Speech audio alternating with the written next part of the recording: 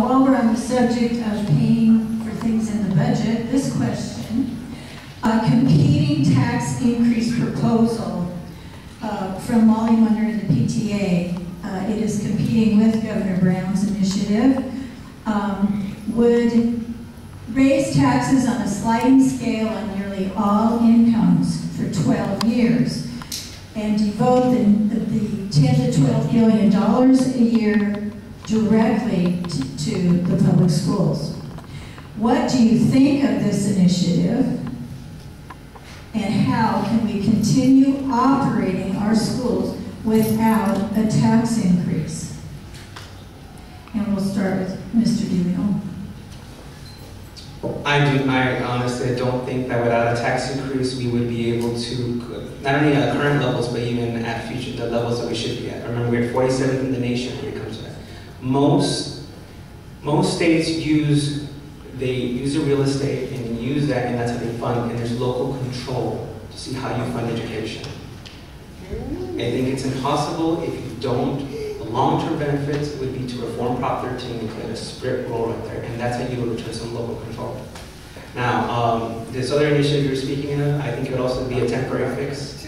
I think it wouldn't be able to balance what we need to do, so I'm not in favor of it right now. I think we should go back to a time like most states who are effective and they do fund their education programs by actually looking at property taxes. Thank you. Mr. Medina? Well, I've served as a school board member in Arupa Unified. I served 13 years as a Riverside Community College trustee. And so I know how important education is to the welfare of our area and to our future. And as much as I admire the goal of Molly Munger's tax initiative and see that it's very well intended and would actually, if it were to be passed, perhaps bring more money to education. I do think that politics is part of doing what is possible, and politics is partly compromise. So as well-meaning as Molly Munger's tax initiative is, I don't think it's the one that has the best possibility of being passed by the voters. And so for that reason, I support the governor's initiative and would like to see Molly Munger, as she's indicated recently, reach a kind of an agreement with the governor so that we have one tax initiative on the ballot in November. That's what I'd like to see. And I think that would be best for education, and without that tax initiative passing, education is going to be like we've never seen before. It's going to be bare bones. It's going to be a shortened school year. It's going to be massive layoffs. It's not the education system that we want for the state of California. Thank you. Mr. Beatty? Yeah. When it comes to education, that is definitely a priority.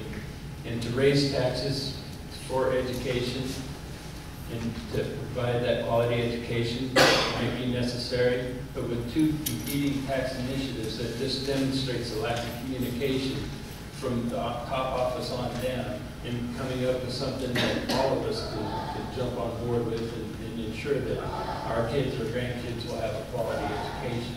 There just has not been that good communication with all those interested parties, whether it be our school boards or school board associations in Sacramento. There's not a lot of dialogue. That's why we've had two competing ballot measures on there.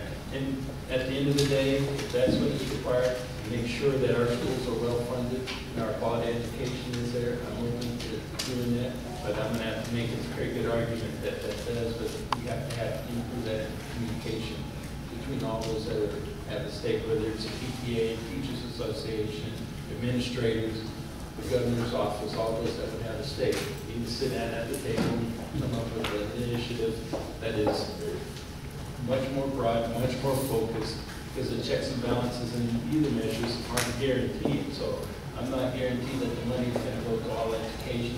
If the it's not going to be taken up in administrative costs or other costs, and then those give us those checks and balances. And I want to ensure that those are in place so that the kids that need that money for their education receive that education, and that it's not burned up to administrative costs, wages, or anything like that. Thank you.